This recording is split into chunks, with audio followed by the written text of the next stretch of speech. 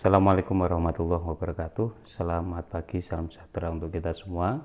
Kita lanjutkan perkuliahan ekonomi moneter. Sebelum materi kali ini yaitu tentang standar moneter, kemarin pertemuan sebelumnya kita sudah membahas tentang uang, dari definisi, kemudian fungsi, kemudian karakteristik uang dan sebagainya.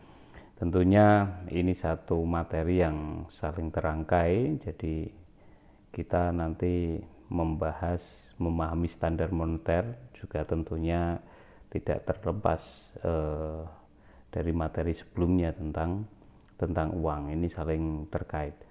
Oke, kita lanjutkan materi berikutnya, yaitu dengan standar moneter materi hari ini.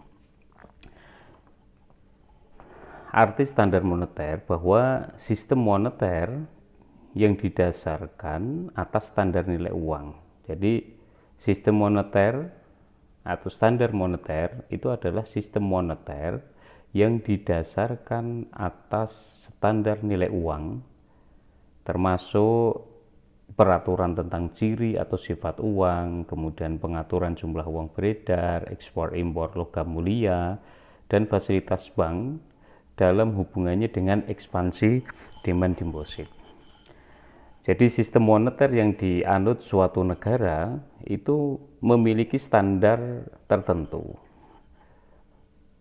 Nilai uangnya ini memiliki standar. Mungkin kita akan menemui antara satu negara dengan negara lain, itu tentunya nilai uangnya itu berbeda-beda. Karena ini dikonstruksi disebabkan oleh ada beberapa faktor.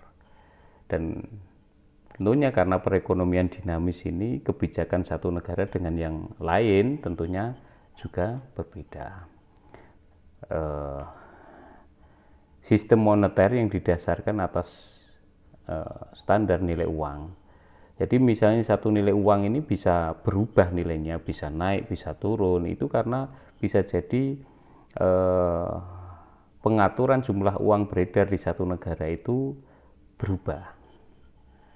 Jika jumlah uang beredar misalnya dinaikkan, ada peristiwa ekonomi tertentu, sehingga negara mengambil keputusan untuk meningkatkan atau menaikkan jumlah uang beredar, atau misalnya di satu negara otoritas moneternya mengatur untuk atau agar jumlah uang beredar itu naik, maka konsekuensinya secara konsep, secara teori, nilai uang itu akan turun karena meningkatnya jumlah uang beredar.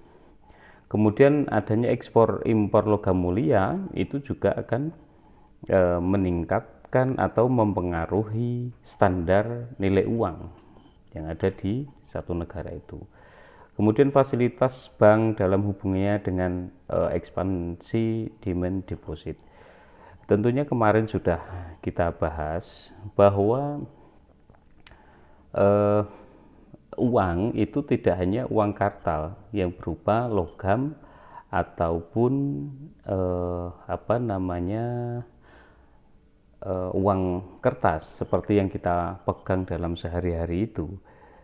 Bank umum itu juga bisa kemudian memberikan atau membuat uang atau mengedarkan uang karena punya kebijakan menabung,